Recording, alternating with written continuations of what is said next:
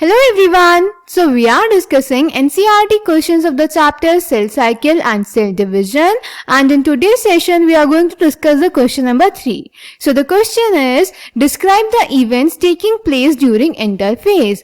तो बेटा इस क्वेश्चन में हमें इंटरफेज में जो इवेंट्स होते हैं उन्हें डिस्क्राइब करना है. So let's check the answer. तो बेटा अगर इंटरफेज की बात करें तो इंटरफेज सेल साइकिल का एक फेज है जो कि दो एम फेज यानी दो माइटोसिस फेज के बीच में होता है. क्लियर. इंटरफेज बेटा 3 सब फेजेस में डिवाइडेड है, G1 phase, S phase and G2 phase. Clear. तो ये आपका सेल साइकिल का डायग्राम है. इसमें यहाँ पे आपको M फेज दिखाया गया है जिसमें प्रोफेज, मेटाफेज, एनाफेज, टीलोफेज और साइटोकाइनेसिस होता है, और M फेज के बाद होता है इंटरफेज जिसमें 3 फेजेस होते हैं, G1 फेज, S फेज और G2 फेज. आप इस डायग्राम के थ्रू देख भी सकते हैं कि पूरी सेल साइकिल में maximum time that is 95% time बेटा आपका इंटरफेज चल रहा होता है. ठीक है. तो अब देखते हैं हम इंटरफेज के बारे में. तो बेटा इंटरफेज जैसे मैंने आपको बताया कि दो सक्सेसिव एम फेजेस के बीच का एक फेज होता है, यानी दो माइटोसिस फेजेस के बीच में एक इंटरफेज प्रेजेंट होता है. सेल साइकिल के most of the time 95% time तक इंटरफेज ही चल रहा होता है. इंटरफेज को बेटा हम रेस्टिंग फेज बोलते हैं क्योंकि इस फेज में सेल एक्चुअली डिवाइड नहीं कर रहा होता है, वो डिवीजन के लिए खुद को प्रिपेयर करता है, यानी सेल ग्रोथ होती है और डीएनए रेप्लिकेशन होता है. क्लियर. इंटरफेज डिवाइडेड रहता है 3 फेजेस में, G1 phase that is gap 1, S phase that is synthesis phase and G2 phase that is gap 2 phase. G1 phase की अगर हम बात करें तो G1 फेज बेटा डीएनए रेप्लिकेशन और माइटोसिस यानी जब सेल डिवाइड हुआ और फिर जब वो दोबारा डीएनए रेप्लिकेशन कर रहा है उसके बीच का इंटरवल पीरियड होता है. क्लियर.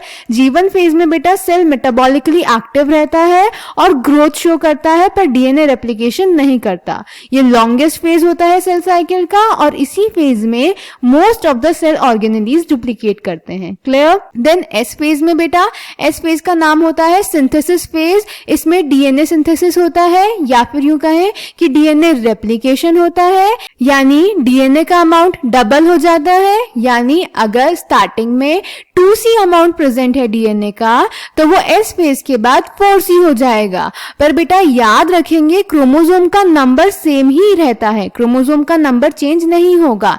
यानी इसका क्या मतलब हुआ कि सपोज आपका ये एक सिंगल क्रोमोसोम है सेल साइकिल स्टार्ट होने से पहले, तो एस फेज के बाद ये खुद को डुप्लीकेट कर लेगा और डुप्लीकेट करके अपना सिस्टर क्रोमेटिड बना देगा. कोई नया क्रोमोसोम सिंथेसाइज नहीं होगा, डीएनए सिंथेसिस हो रहा है, डीएनए रेप्लिकेशन हो रहा है और एक क्रोमोसोम के 2 सिस्टर क्रोमेटिड्स बन गए हैं. क्लियर. ये होता है बेटा आपका एस फेज या सिंथेसिस फेज में.